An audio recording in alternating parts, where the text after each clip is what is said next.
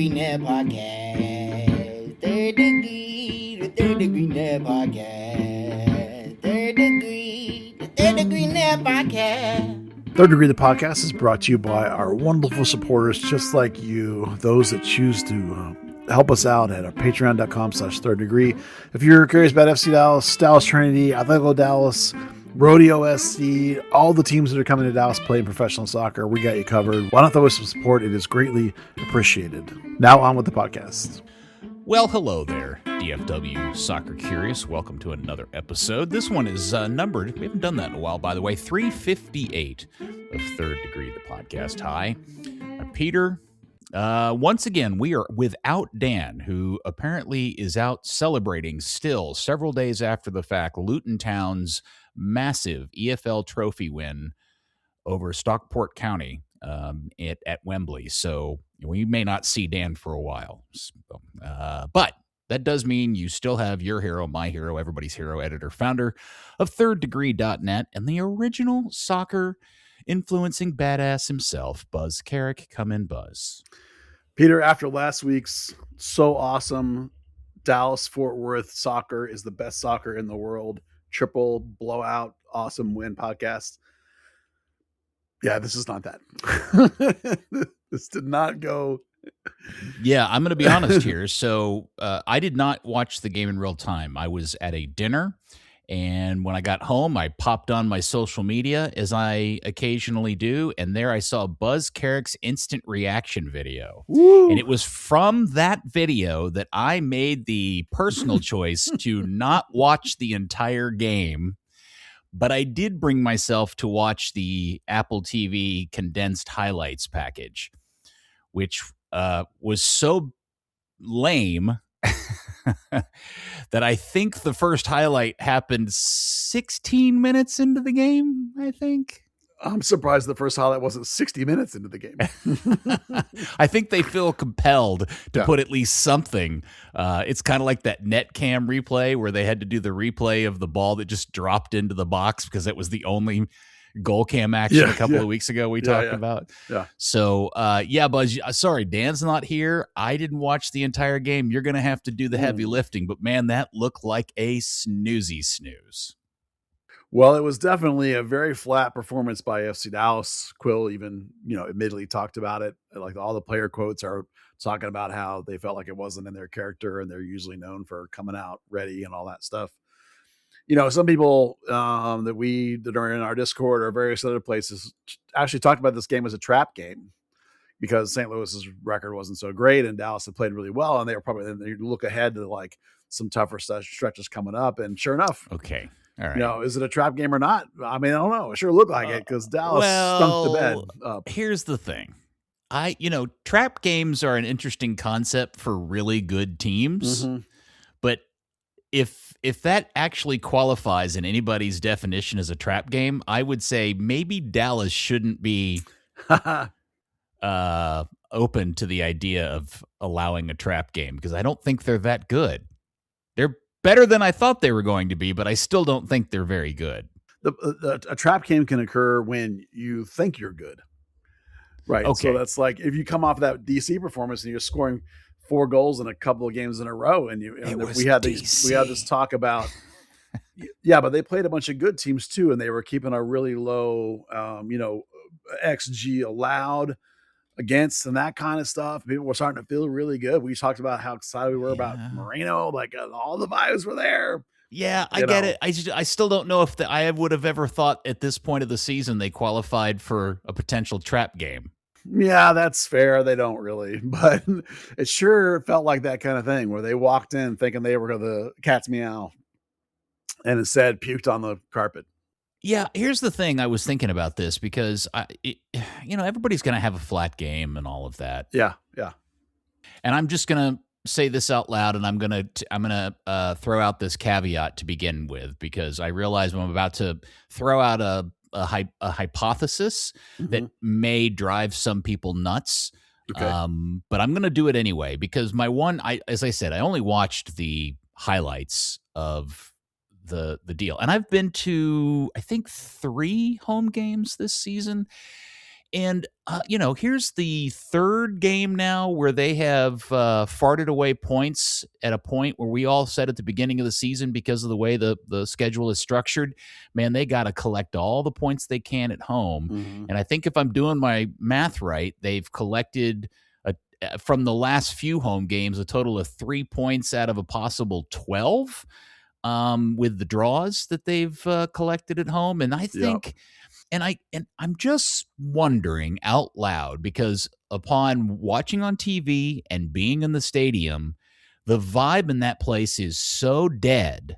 And just walking in, you remember what was the player that used to talk about how they hated playing in Dallas because there was just zero atmosphere, even when the place was relatively, more than half full? Lots of people have said that. Yeah. Yeah. Okay. Well, I'm just, my personal experience this season is that even when the team is playing fairly well, and despite, with the way it's set up, the atmosphere in that stadium is just brutal. And I'm beginning to wonder if maybe that's not being reflected a bit in the team's performances at home. I think that was Walker Zimmerman specifically is the incident you're referring to. Yeah. Atmosphere. Look, I mean, the section of the stadium that's the supporters that are doing the banging and the drumming and all that stuff is pretty small compared to some other places. The stage is on the north end is completely empty, other than some, paraphernalia or whatever, hanging banners and such. It's not, as a bowl, it should contain noise, but there's no roof. So there's nothing to hold the sound in.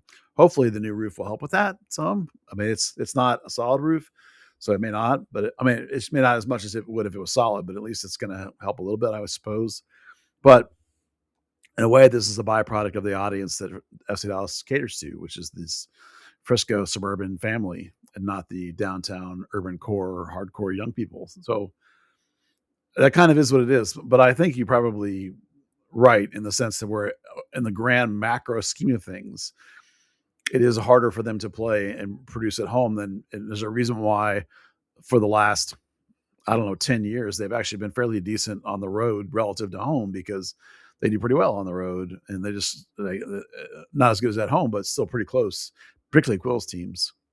Unfortunately, I don't think there's anything you can do about it. And it's that way all the time. So it's like, I don't think you can point to this one game and go, oh, this game was particularly bad because of it, because it affects all the home games. But in this particular case, it wasn't that the team just didn't really play very well. It was almost that there was a bit of a lethargy about the team. It was a bit of a flatness, particularly in the offensive end. Now, you could just say St. Louis played really well. Their defense was terrific. They had a couple of players do a fantastic job on, particularly Farrington and Delgado. And it wasn't until they brought on some subs. They brought on Santiago Moreno and Joaquin Valiente specifically, that livened it up a bit, and the team played a little better. Now, that all happened after it was already 1-1. Dietz and salvaged them a bit. So, like when I say that it got better when those subs came in, mainly that's looking at the metrics and looking at the stats and stuff looking at using the eye test, which is the most important thing. It looked better once they did all that, but they didn't turn it into points. They didn't turn it into goals. Just in general, the thing that we had said most of all was this problem we talk about all the time, which is shot percentage, right? This yes, they were a little low on shots for a home game. We want to see more like 15, and they had like 10. But the problem is the shots on target ratio. This is the number one thing for this team. Shots on target needs to be about 50%, and it wasn't. They had, I think it was 2 out of 10. So that's not good enough. It's like, yes, you put yourself in good opportunities. Your XG was fine. It was 1.6 something. So like on the way to getting your 2 goals potentially, but the goal doesn't come because the shots on target ratio is poor. If you don't put the shot on the frame, you cannot score. So it's like, at the end of the day, that's the problem. It's pretty simple. Hold on a second. Hold on. Wait, I need to write that one down. Yeah, write that one down, right? If the ball is outside the frame, it's not going to go in. Not score. That may be the secret I've been missing all these years in my Sunday beer league. I mean, we joke about it like FCD, right? The way they play right now, they're not trying to out-soccer you. They're trying to outscore you. And that includes playing good defense and scoring goals. And the stuff in between, they almost don't care. Well, if you're going to play that way, when you get these shots, you need to put them on target. If you don't put, you can't, they're not going to play the ball, or they're not Nico, they're not, Lucci's not here. We're not going to pass the ball around and create endless opportunities and get when Maxi Reedy was here, get 30 shots and only 2 of them would go on net and those 2 would go in. It's not like that anymore. It's like, yeah, I'm just, in the highlight. And again, I didn't watch the whole game. So if maybe the highlight package didn't represent this fairly, but man, it looked like, my perception is St. Louis is really poor, is not a very good team. And their place in the standings, I think, reflects that. But man, they really pushed Dallas around. And I'm curious as to what you thought about Quill's decision in his starting 11, because I was a bit surprised at who he selected. Like, I realized Bernie's hurt, but what happened to Johansson? What's going on? I guess, is Kappas just completely lost it? And, what do you think's going on with the lineup? Well, the Dietzen, I think, Lucius Dietzen, who played for Bernie, I think that was an attempt to explore the idea. Explain why you bought the guy in the first place. Well, no, the fact that like the way Bernie plays brings you a specific element on that side. Like it's not his defense. It's the things he does on the offensive end that are positive coming out of the back spot. We've talked a lot about, in this way that Quill plays, this verticality, this rapid attack, the outside wingbacks need to be able to run the field. Right. And so I think the attempt to put Dietzen out there was to get the same sort of value from that position. And that part worked. Like, he scored, right? So he gave you what Bernie gave you. Now, the difference is that Bernie, he looked like Bernie looked when Bernie first tried this like 2 years ago. Bernie has gotten better at 1v1 defending, but is still not very good at team defending. Well, Dietzen doesn't even know how to 1v1 defend. So he was bad at both ways defending. He makes Bernie look like Mauricio out there. He's right. Like, it's just terrible at that. Yeah. But it's it's day one of this idea, not 2 years later. Like 2 years from now, he'll probably look, if he has to play it all the time, he'll look more like what Bernie does. Now, it's still not great defensively with Bernie. It's just okay. But they both bring an offensive value. We talked a couple pods ago about how surprised Bernie's were way up there in terms of like chance creation and XG and all this danger he's creating. Right. So that was what they were doing. Like, if you just put Shaq Moore over there or Johansson over there, Shaq Moore, you're not going to get hardly any offense. He's not very good at offense at all anymore. And Johansson plays much better. They've tried it. He plays much better on the right than the left. He's not used to playing over there on the left side. So it's an attempt against perhaps what you consider a not that great team to try it out and see if the decent thing is working. Like, can I just put him in for Bernie and sort of hold court that way? And I'm with you. I don't think it works, but that doesn't mean he won't be stuck doing it again, because I think Johansson's fine. I think, he got a little worn out, but he played in this game, came in and he looked like he always looks. So it's not. So help me understand, if you feel like you're playing a team where you can try things out, why throw on that midfield setup that you threw on there? Why Delgado? Why not Moreno yet? Why not Valiente? Does he not trust those guys yet, you think? Well, Moreno, I think, he's building up the minutes since he got here. The first game he got, 5. In this game he got, I don't know what it was, 15 maybe, something like that. He's obviously pushing him towards, he came in at the 67th minute. So, close to something like 25 or 30, depending on how much extra time there was. I didn't look that number up. So obviously he's not ready to start Moreno yet. But Valiente, I'm curious about. I think there's a certain something to be said for, they've brought in a couple of 10s, and they probably want to feel like Delgado should get a real run. And he is a big physical dude, right? He is a strong body. He's Mr. Bojangles. Yeah, he's Mr. Bojangles. So at the end of the day, like, I think now, before Delgado gets, sent off to the hinterlands, they sort of wanted to probably give him a fair shot, is my thinking, because you have to manage your locker room too. You can't have guys just utterly quit. So you have to give people opportunities. And if you have a game or two where you feel like here's a chance I can play Delgado, you play him. He did him for a couple of games. He had that amazing goal the previous week. So, okay, that kind of goal gets you a second run. Now, I thought the first week against Washington, I thought despite the really great performance by the whole team, he didn't do very well. But the whole team was great, and he scored a goal. So, okay, like, you even asked me, would you change anything with the 4-0 win? I said yes, but coaches don't do that. Coaches stick with what was, the guys that won. So injuries aside, he's kind of stuck with the guys that won. And even though Delgado didn't play very well, now Delgado played like crap again, so I don't think it'll continue. I think Delgado will go out this week, but and then otherwise in the midfield, Ramiro is the guy, and Kayik's done pretty well lately because of the press that Quill likes to bring, sometimes the intensity, so. And Kappas, I think Kappas has been fighting a knock because there was a game he went out really early and then he had to sit. He was questionable, and then he got to play it so they were going to hold him out, but then he had to play, and there was all this stuff. Like there was a game maybe 3 weeks ago where Swan got held out of North Texas because they thought they might need him because Kappas couldn't go. So I'm thinking Kappas is probably fighting through something. I'm not heard anything official. He's not on the injury list, but there were times in that game where he would look like his normal self, and then there were times where he didn't. So I just think he's being bothered by something, but this is the grind part of the season. We're starting to get into it. We're starting to see the times where some minutes will pile up on a guy or internationals will pile up on a guy. So you're going to have to be able to move some pieces in and out. We got the load coming up where the team's going to have to play Wednesday games a couple of times, so it's okay to move pieces in and out. And Quill talks a lot about how he's got more starters than 11. So, trying different pieces. Interesting.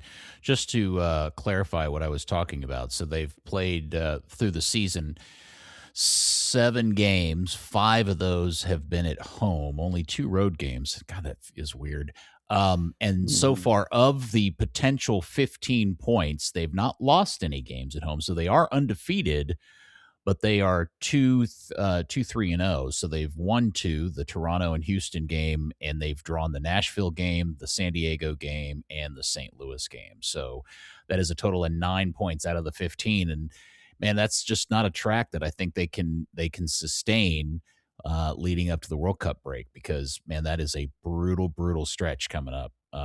With all those road games they got to face. Yeah, you can tie yourself to death and knock yourself right out of it. But as you point out, they are undefeated at home, whereas, they've only lost 1 game all year. Yeah, Vancouver and San Jose have both lost at home, for example. And Dallas is again doing pretty good on the road, the 1-1-0, which shows you that they're a pretty resilient, pretty good team. That if you can be above 500 on the road, you're always doing pretty good, or even near 500. So I think it's really early. I think the fact that they're we're talking about them stumbling. It is a heavier home load than some teams, but not, for example, Vancouver, who's played 6 at home and 1 on the road, or LAFC's had 4 at home and 3 on the road. So they're not the only ones that have a little bit of an imbalance. But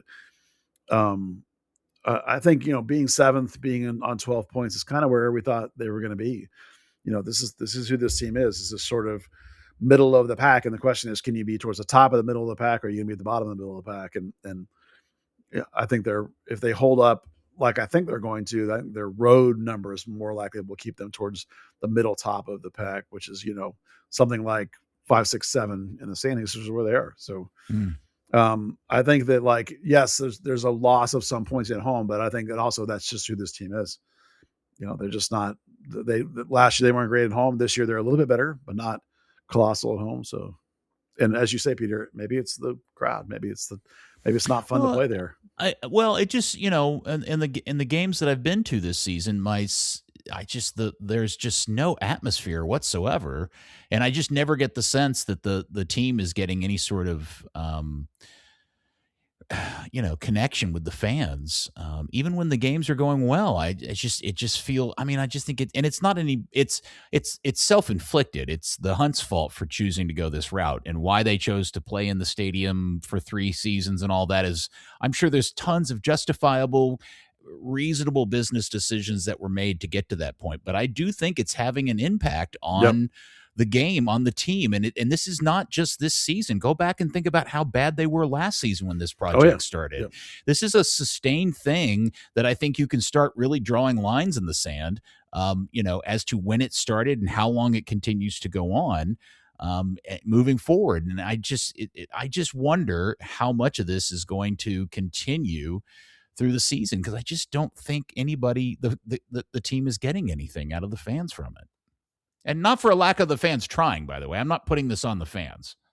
I think this is one of those things where at this point, it kind of is what it is. You're just going to have to deal with it. I don't think there's a way to overcome this.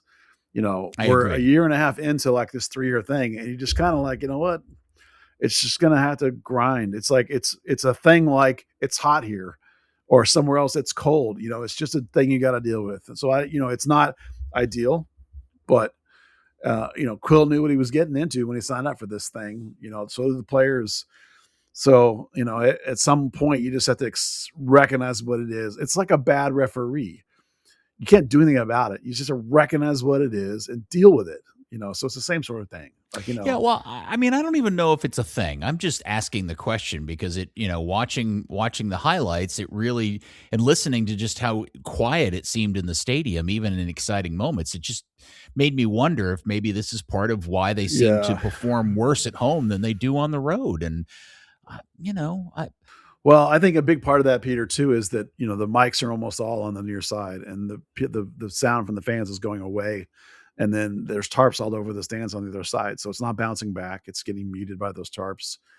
I just think like part of it, I think, is just the broadcast being what it is, Maybe. Yeah. I just, from being in the stadium a few times this season, I would tell you that the TV is not misrepresenting what's happening in the stadium. Yeah, perhaps. Yeah.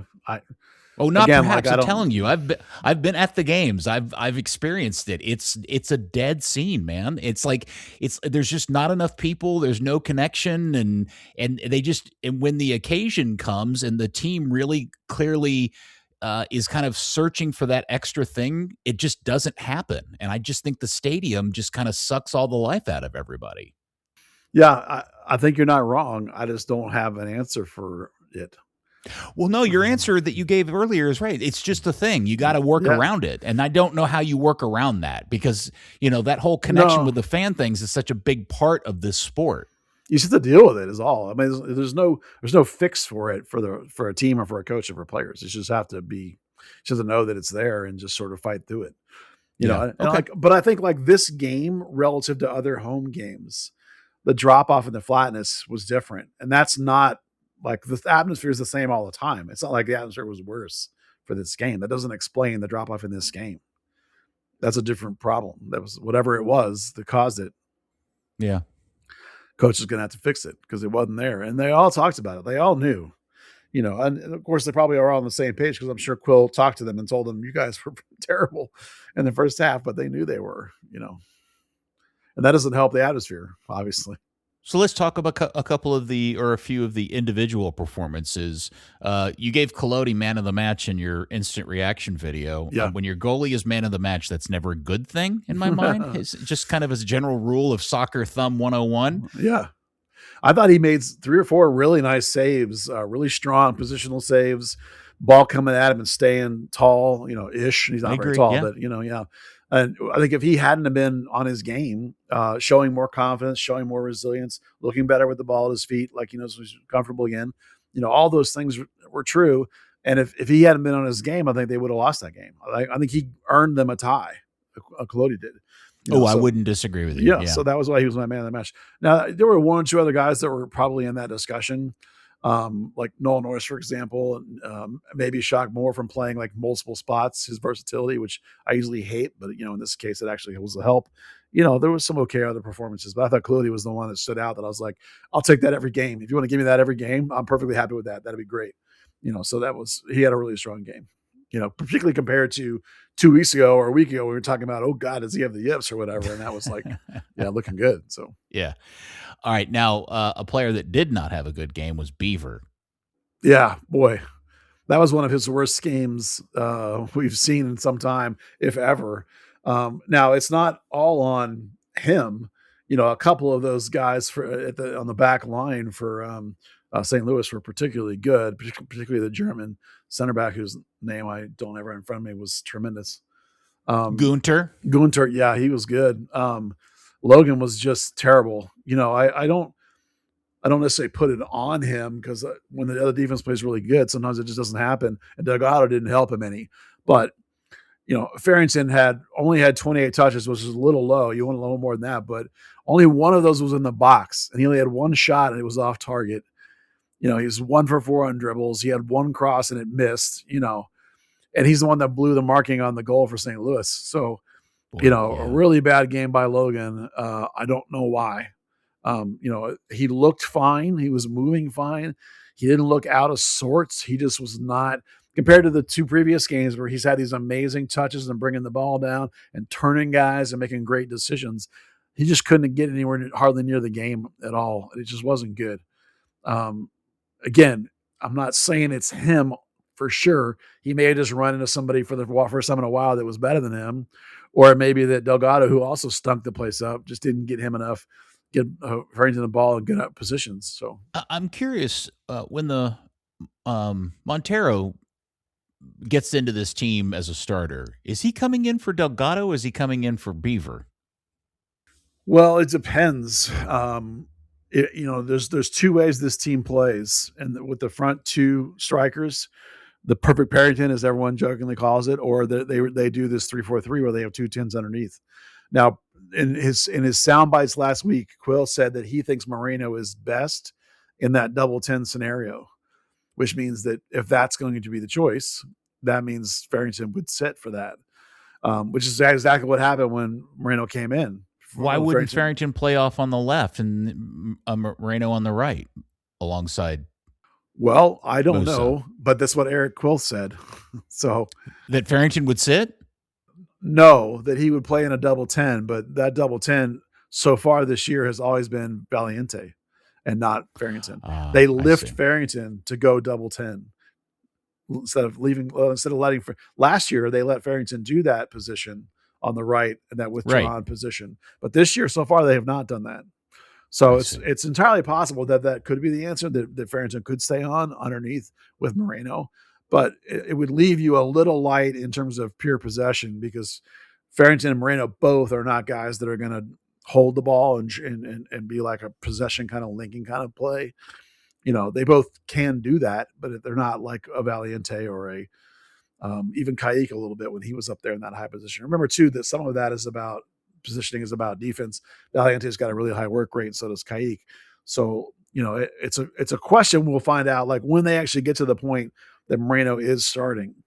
Do they start him as a 10 by himself underneath Farrington and Musa, or do they put him, as Quill suggested in his soundbite from last week, that he would be in the double 10 type scenario? And then the question is it Valiente? Is it Kayik in a pressing kind of mold? Is it Farrington in a more sort of cause chaos kind of way? Maybe it could be all of those things. Like maybe it'll change game to game to game. Like when you have a situation like Quill has, where he has multiple guys that can start at some of those spots.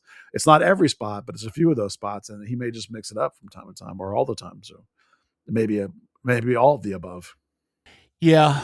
And another player who I just continue to be really frustrated by, and I know he's very young and he got thrust into a weird situation by being brought up here and bought for a lot of money, but Kayike I love his enthusiasm. I love his energy, but he passed at a 70% completion rate, and that is brutal for that position.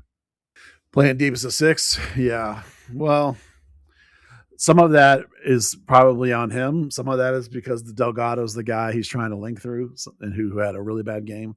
Some of that is the strikers doing the center backs of St. Louis doing a really good job on the two FC Dallas strikers, Logan in particular. They were doing a really nice job of preventing the FC Dallas strikers from getting the ball at their feet. They were cutting out and attacking passes before they received them. It meant it was hard for Dallas to get any sort of possession or even touches on their strikers up in attacking dangerous positions. So some of it was just the way St. Louis played. Some of it was the way Dallas played, but it definitely was true that it did not go very well. Yeah, through that middle of the field. Did anybody play well? Nolan Norris played well. Yeah. Well, the defense in general was pretty solid, considering that you didn't have Bernie and Shaq Moore had to play wingback again and not center back, and Ibiaga's in there. Iragide, of course, was his usual. It wasn't like peak form, like one of the best defenders in the league, but it was fine. Nolan played quite well, as I mentioned. Nolan had 13 defensive actions. Really good by him. 68 touches. Compare that to, what Farrington had, for example. Like that led the team, 68 touches from Norris. 77% out of the back from Norris. You would like that to be higher, but he was not great on long balls. I think he was 1 for 9 on long balls. Part of that, again, was the way St. Louis was defending the Dallas strikers. But I think Nolan might be trying to do a little too much, like the Kool-Aid of Nolan's a great passer out of the back, so he's being really aggressive with these long outlet passes. But he also had 8 balls into the final third. So, his ability to pass an outlet is really, really important. I would like to see him just bring it back just a tiny bit and maybe not be quite so ambitious so he's not 1 for 8 or 9 on those long balls like that. But otherwise, he had a really, really good game. He was probably Dallas's best defender, particularly because he was on the side of Dietzen, so he was having to do a lot of cover-up work, covering up for Dietzen. Yeah, there was some things that St. Louis was doing tactically that I thought was interesting. I remember in the highlight package, there's a moment early about midway through the collection of moments. I said that really weird. Uragide chases his mark all the way past midfield, and then they bypass that, and he gets caught way upfield on a direct play by them. And I was really curious as to, I don't know if you picked out any of that, and if was St. Louis doing something unusual to Dallas that was causing them to play like that? No, that sort of movement-based striker trying to pull Uragide out of positions. Everybody tries to do that to FC Dallas. I think he probably Oz was just was over pursuing a little bit because the team wasn't really playing very well. So he was probably trying to compensate and do a lot and try and make it all work. Particularly because the midfield wasn't doing a great job. Ramiro and Kappas and then Kayik and just in general were not. Durkin and Elderman outplayed them pretty extensively, more Elderman than Durkin, but they really struggled with that grouping for some reason. So I think the St. Louis choosing to play a really aggressive, tight marking system where they tried to deny balls into feet and tried to eliminate Dallas's ability to get forward fast, it worked. And so people started overreaching, I think, in the second half in particular, trying to make things happen, and it didn't always come off. And when Delgado was basically contributing, in my opinion, effectively nothing. And that's the guy in that position you need to be able to link through, right? So he was only 64% passing, Delgado. Now we can live with that in a 10. That's not horrible as a 10.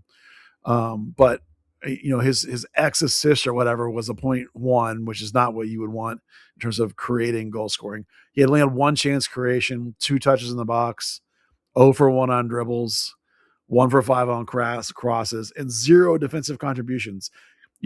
This team's built around trying to get you to make a mistake and then get at you fast. And if you're going to have any of your midfielders, it doesn't matter whether it's the 10 or not, right? The modern era, you can't have a guy as a 10 just sort of staying around. He's got to work. He's got to play defense. And if you're going to have 0 defensive contributions, that means you're not playing any defense. So I think that was a big part of what was going wrong, in my opinion. Yeah.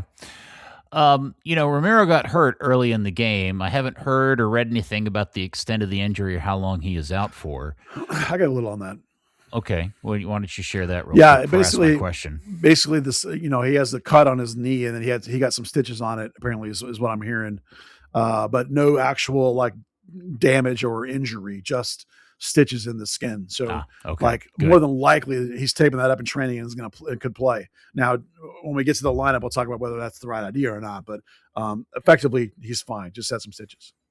I guess the question is, based on the fact that clearly Kappas must not be in very good form, hence getting benched, and not necessarily looking too snazzy when he did come on, and Kayik being Kayik, are they in trouble if Ramiro's out for a period of time?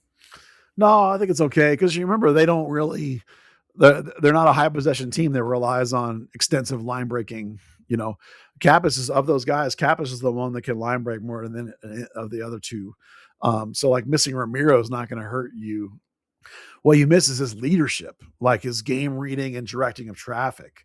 That hurts you. But I think there are other guys that can fill in those shoes. Now if you got Delgado in there, you probably really need Ramiro to help, move him around. But if you go with somebody else in the next game, for example, I think it wouldn't be nearly as much of a problem to lose Ramiro. Okay.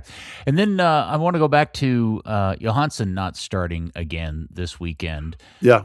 And which obviously changes how the back three are lined up because now Shaq's not having to play center back. Yeah. Do we know any reason? Do we know why or what's going on? Or I think once when he was on the international thing and his coach rested him because he wasn't recovered, and then he had to travel back, and they gave him that first game off. And then you have the DC game where they played really well. And again, it's the same sort of thing. You win 4-0, good defense, good offense. Okay, well, those guys are going to keep playing. So I think Johansson could have started this game, I imagine. He brought him in the 67th minute. So, 2/3 of the way through the game, basically.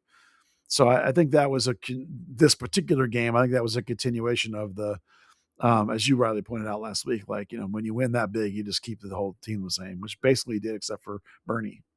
Right. So, I think you have to have. What is Bernie's injury, by the way? Do we know?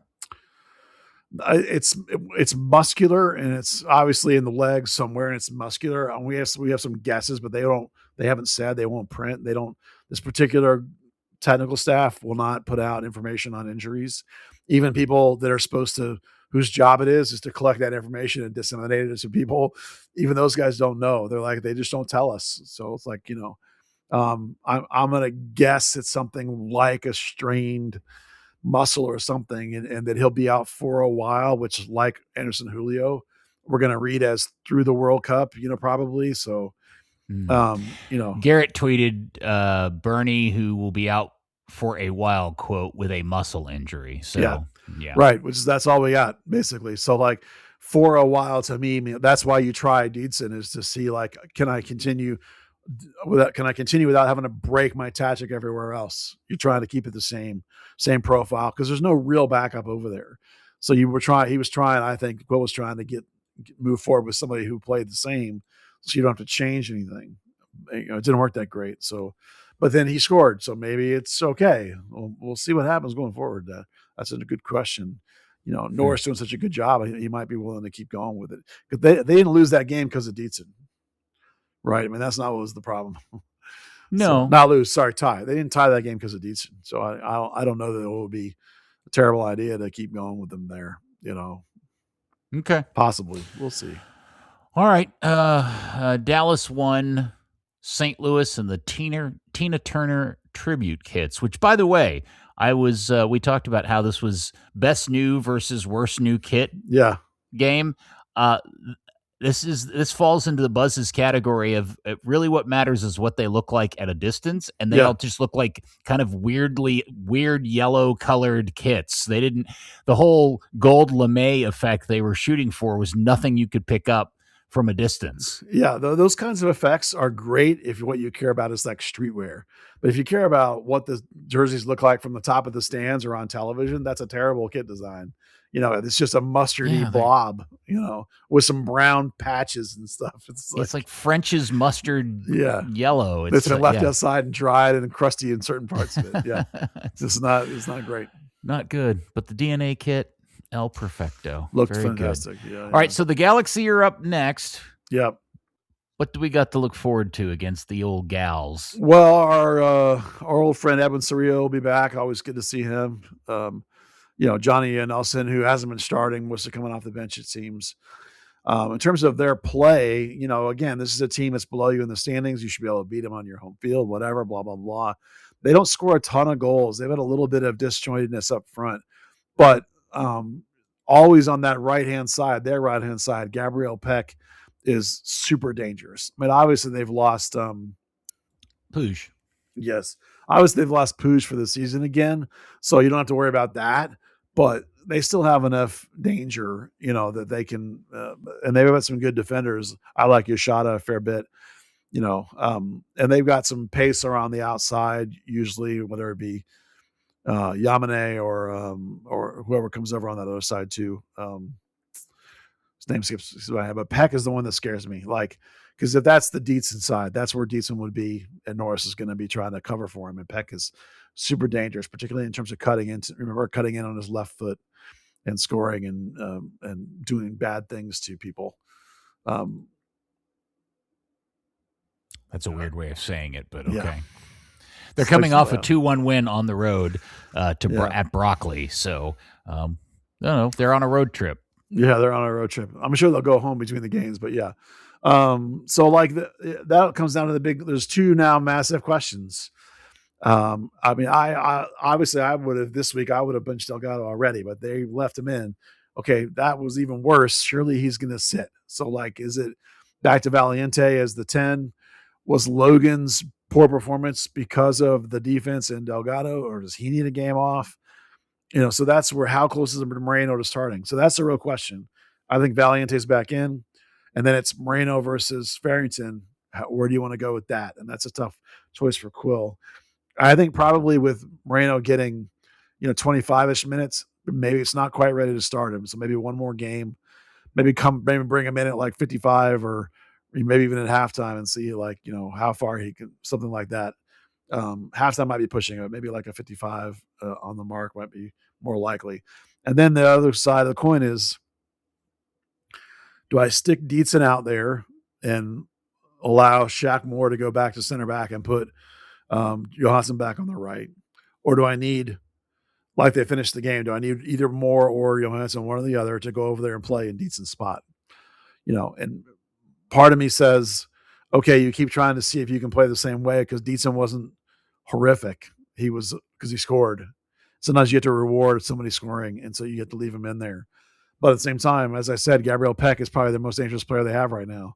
So that leads me to think maybe you might put a Shaq Moore over there on that side and let Ibiaga start again. Ibiaga hasn't been terrible. I can respect Ibiaga's work rate. I don't necessarily want him to start all the time, but a little stretch here while they're trying to figure things out, it's not going to be the end of the world. So I would hope that, I think he rolled the dice on keeping Dietzen out there and putting Shaq Moore back at center back with Johansson back on the right, and just see if Dietzen can improve, Isn't this the kind of the fruition of a worry that you expressed at the beginning of the season, which was they don't really have, I mean, Bernie, first off, isn't a wingback by his nature. So the guy that you're starting is in the middle of figuring it out.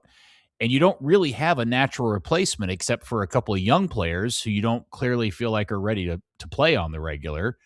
So this really is just kind of the playing out of a real problem in the roster that you pointed out weeks ago. Yeah, Josh Trocado obviously has played really well for North Texas, other than the red card he got the other day. But they obviously decided after he got absolutely wrecked last year in that one game, he hasn't played since with the first team. So they obviously think he's not quite mature enough or something. So he's out of the mix. And other than that, there really is no, as you say, left wing back. Bernie's not a real left wing back. They drafted Ricky Lewis. They're looking at him obviously at that position in part, but they also keep playing him up front for North Texas all the time. They've also played him at right wing back. So if you put him on the left, you're kind of putting him on the wrong side. He's more like a guy that you would put it behind Johansson, right? So Enzo Newman is still coming back from injury. He's more of a right-sided guy than a left, but he can go left. He's obviously super raw and super young too, even though he's finally starting to get healthy. Giovanni Jesus, I mean, he's in the team photo, but other than that, I don't have any way to tell you that he's actually part of this club, to be honest. He's on the roster on paper. He's in the picture, but I mean, no one's seen him do anything in 2 years now. So that's not an option. They're just kind of stuck, There are some kids, I think they could be great wingbacks at some point, but they're not even North Texas players yet. So could Nolan play it?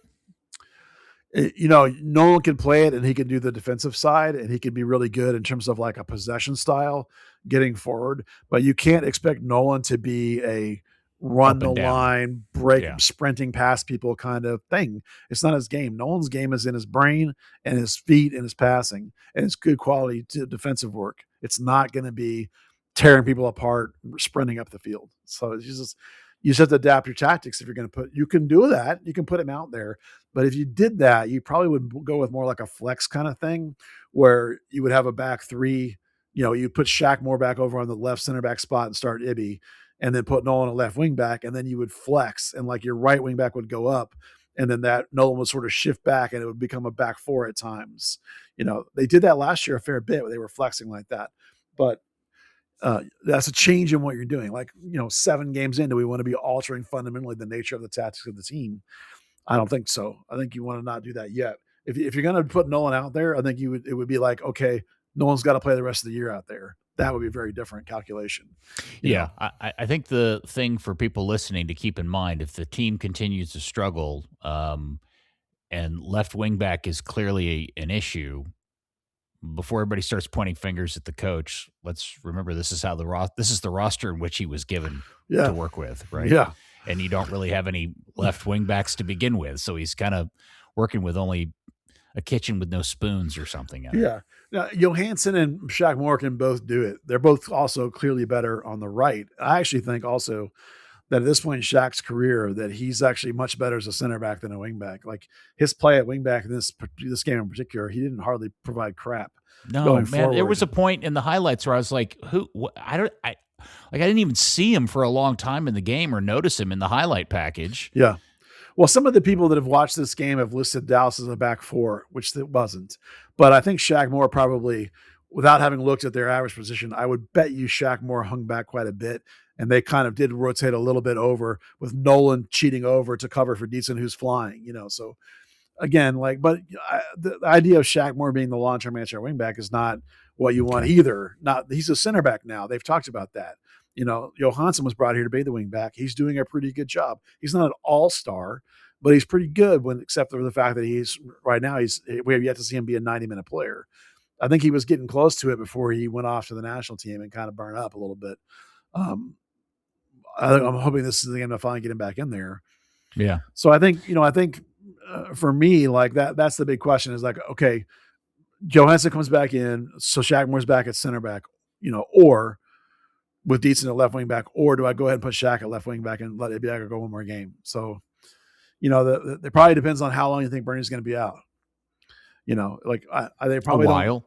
A while. What does that mean? Like, they're only going to I think you're right. I bet you don't see him again till after the World Cup. Yeah. Because if I think of the prognosis I saw was 4 to 6 weeks, which would either bring him back with like 2 weeks left for the World Cup or would take him to the World Cup. And then it would be a nice break and that'd be great. You can rebuild him and all that kind of stuff. So, I think they're probably looking at just getting through this stretch of, 7 games before the World Cup, right? Okay. Can Dietzen play 7 games and keep it relatively the same? And I think they probably might try one more against LA, particularly because of the pace that Peck brings on that side, So you can either try and pin him back by having Dietzen run up and down the field, or you can go really defensive and put your 5 back out there and put Shaq Moore over there on that side and keep it back in. And today, I don't have an answer for which one of those things I think it'll be. I think trying to ask Dietzen to play that role with Peck on that side is just asking for trouble. I know. That's kind of where my heart's at too, yeah. And I have a feeling like we're going to get 8 minutes into the game and he's going to skin Dietzen 3 times and we're all going to go, why? What kind of person actually tries this or ask? I would feel bad for Dietzen. Yeah, my 2 thoughts on that are like, what, if he's going to have to play, like if they know Bernie's going to be out a long time, then they might be like, we've got to try and develop this guy to play this way because we don't want to have Shaq Moore out there for 3 months, But the other side of that coin is, what if you could use Dietzen in that role as like a late game attacking kind of vibe, like go with Shaq Moore at the start, and then if you need to bring some offense in, then you can bring Dietzen in that role and let him go, So that I'm leaning towards Shaq Moore over there and Ibeagha, who has been solid in this run of starts he's getting. I think in terms of maximizing Ibeagha, in fact, I think it's okay to like bring him in and out. I don't want him to run like a whole bunch of games in a row, but if he does 3 or 4 and then gets a couple off, that's fine. That'll help him continue through the season and be more effective at 34 through the course of the whole season. Because you need him to be good, Ibeagha. You do, because you need a guy who can be that spot, that 4th center back in this system, that extra starter, that late game piece adding in. You got to get him as be effective as you can. And I think that a way to do it would be to not have to use him forever, but a little bit of stretch of 3 or 4, I think it's okay. Okay. So Dallas is 7th in the West, tied on points with Colorado, but behind them on goals scored. And that puts them 6 points behind first place Vancouver and 6 points ahead for next to last place with St. Louis. So smack dab in the middle on 1.71 goals per game. LA up next this particular weekend. Very good. Any other SC Dallas stuff before we move on? Yeah, just that I think when you look at the big macro picture, the being on 12 points, being in the playoff picture, 15 goals, 4-10 against, it's like that's kind of what we thought is like a positive scenario Yes, a little bit less points at home than you would like, or probably Quill would like. But again, this team under Quill performs pretty well on the road consistently. So it's not the end of the world for them to be where they are. You're not going to go from that last playoff seed last year to like top 2 in the West in one season. It's just not going to happen. They got too many young pieces that haven't come through yet. They got too many open DP spots. I think they're in a good position. I really feel positive about where they are in terms of the big season, and on a grand scheme of things. Even if they sell Musa. Well, that is what it is.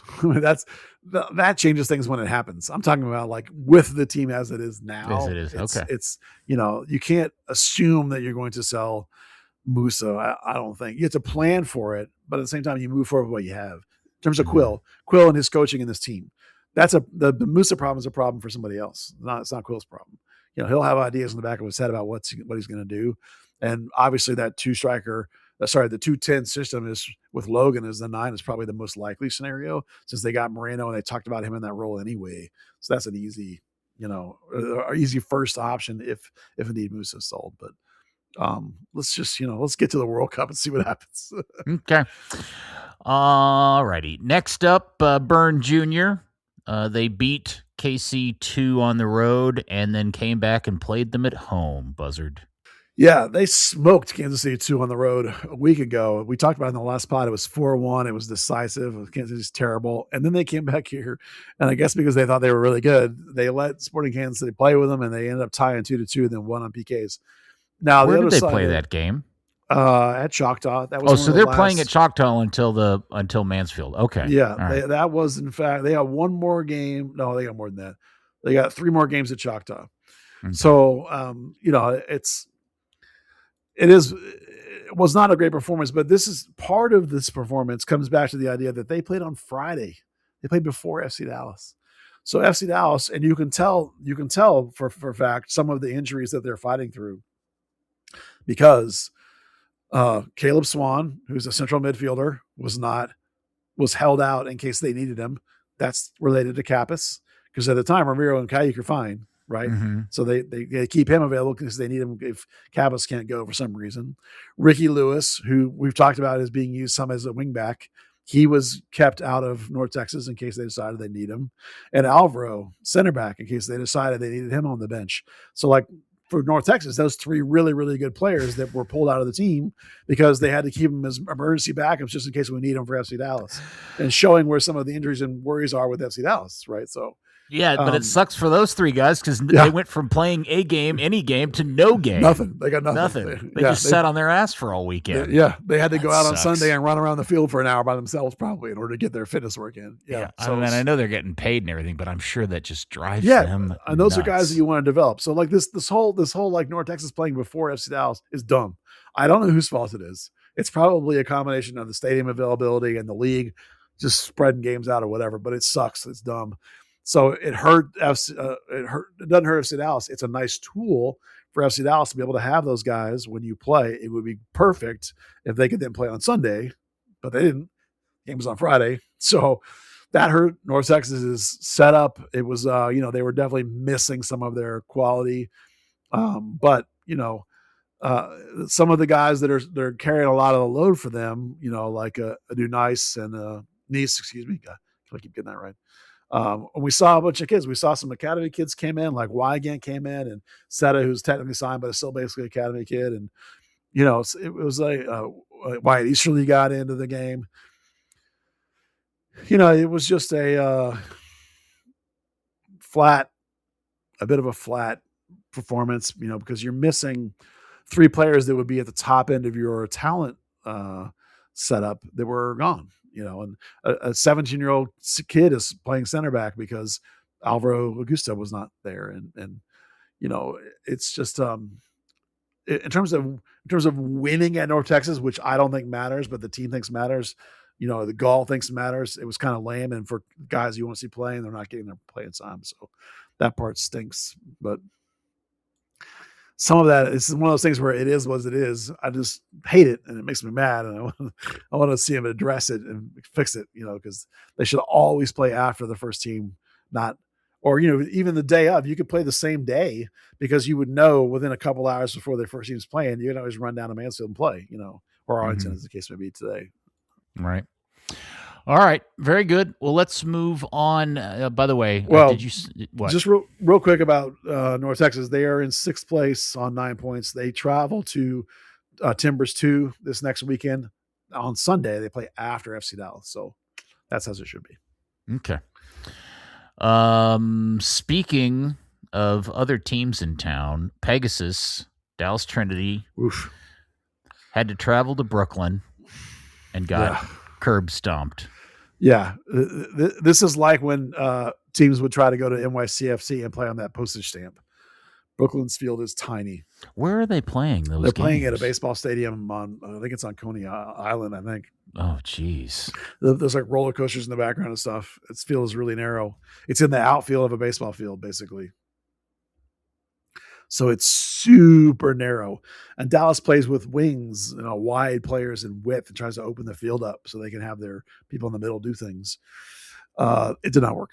It was absolutely horrible. I think they had one shot, maybe Trinity did. It was one of the worst Trinity performances I've ever seen. It was really, really bad. And they weren't missing anybody. They did something. This is the first time we've seen this. They made some sort of mistake on their paperwork, and the player that was supposed to start at right back all of a sudden was ineligible. And so they had to start one of the players that was listed on the bench, your friend Cheeseman. Mm-hmm. Cheese, she had to start.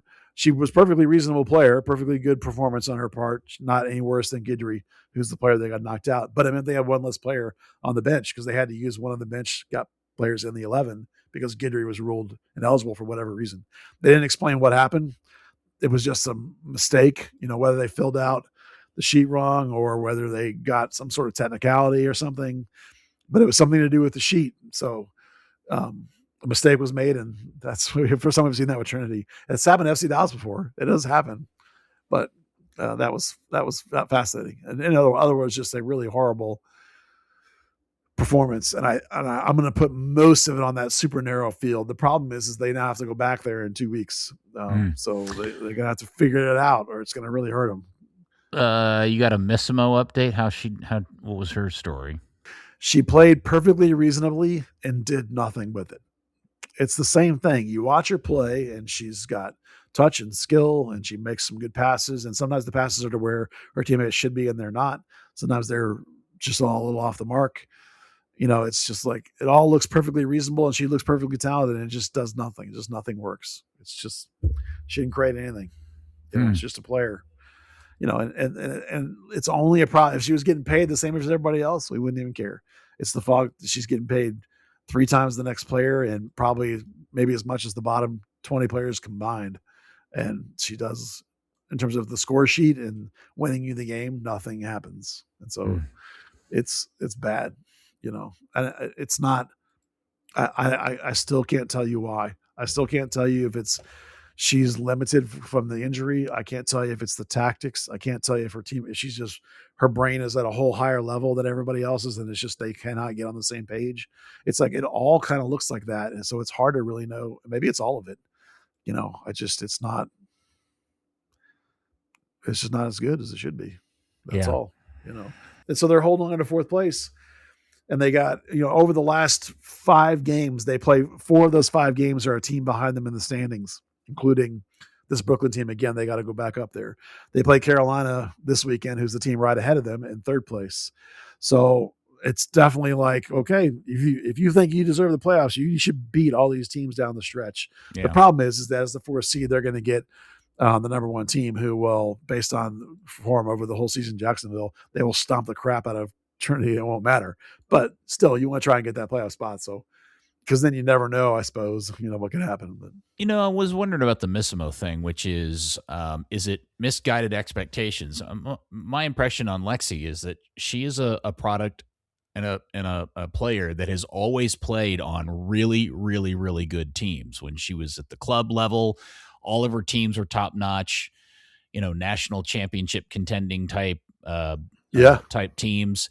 When she was at Texas, she was on a really, really good team with a lot of really good players. And I just wonder if what's happening here is that she's just not on a very good team, and she's not good enough to single-handedly do it in the same way that she was able to do things when she was on a team of players that were closer to her level. Yeah, that may be it entirely. It's just that we look at the stats, like in college, over 4 seasons, she had 64 assists and 56 goals. Just an astronomical number of points. She's the all-time program career leader, and that's Texas. That's not a chump program. That's a legit high-end program, and those are spectacular numbers. So you would think that stuff would translate. She's a member of the U.S. national team program and the futures team, right? They think enough of her as put her in these under 23 teams. She is 23 years old. So she's a little bit younger. You would think that over the next 3 or 4 years, she would improve into her peak. So you may be right that she's used to playing players way better than this. That's sometimes the thing that I when I say things like maybe her thought processes are like at a much higher level, and she keeps expecting people to do things and they're not doing them, and so she's not adapting to her teammates. But then again, that's part of that is on them, part of that's on her coach, and part of that's on her. Like if you're not adapting to the people that are in your team, part of that's on you. So like again, I don't want to make it all about her or blame her. Like I've tried really hard to say that I don't know that it's her fault. It's entirely possible it's the org and the coach or whatever, or the injury. It's just a giant mismatch. Yeah, I don't think that the fact that she's making buku dollars compared to everybody else is the problem either, because I don't think the money they're giving Missimo is not being spent elsewhere in the team. It's not like they'd suddenly have a bunch of other better players if they didn't pay Missimo as much as they were paying her. Probably. Right? Yeah. So I just think that it's just the fact that she is getting paid a lot, and they are expending a lot of money to have her, and they're not getting their ROI on it whatsoever.